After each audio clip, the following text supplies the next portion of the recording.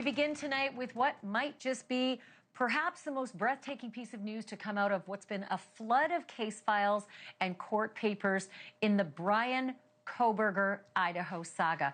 A possible answer to the burning questions that Kohberger would not answer and authorities seemingly couldn't find out.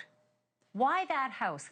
Why those victims? Who among them, if any, were specifically marked for death?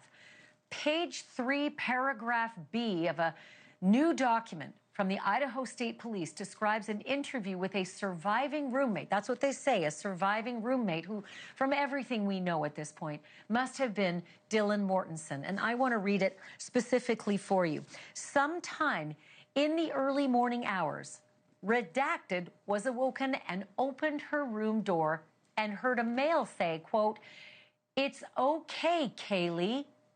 I'm here for you," and crying. She then shut the door a short while later. She opened her door again and saw someone approximately 5'10" tall, dressed in black, with a ski mask, standing in the kitchen. This is absolutely stunning information. According to a surviving roommate, the killer, Bryan Kohberger, used Kaylee Goncalves' name before he ended her life. If that surviving roommate was right, he knew who Kaylee was. He knew where Kaylee lived.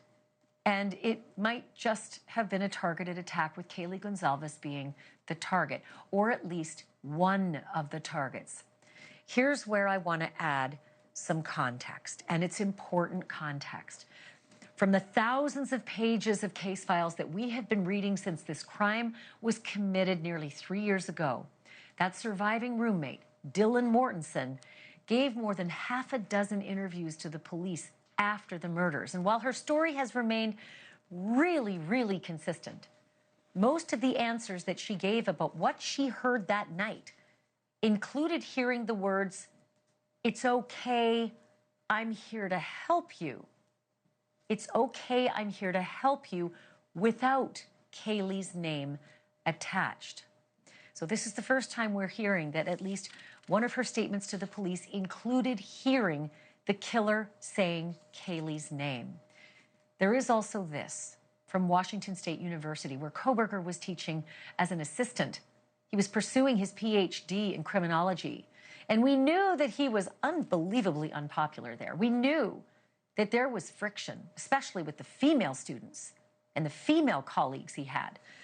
But in these new documents that we've been able to obtain, they're still not public, but NewsNation has obtained them.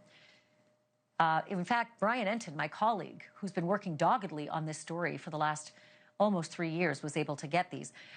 We're told that a criminology professor issued a stark warning to other professors and other supervisors.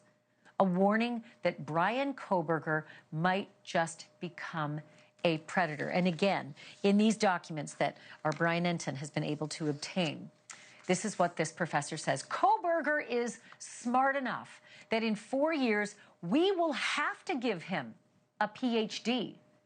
Mark my word, I work with predators.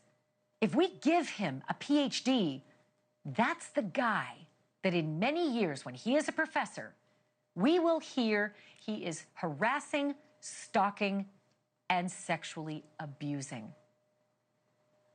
These were words that were spoken months before the murders.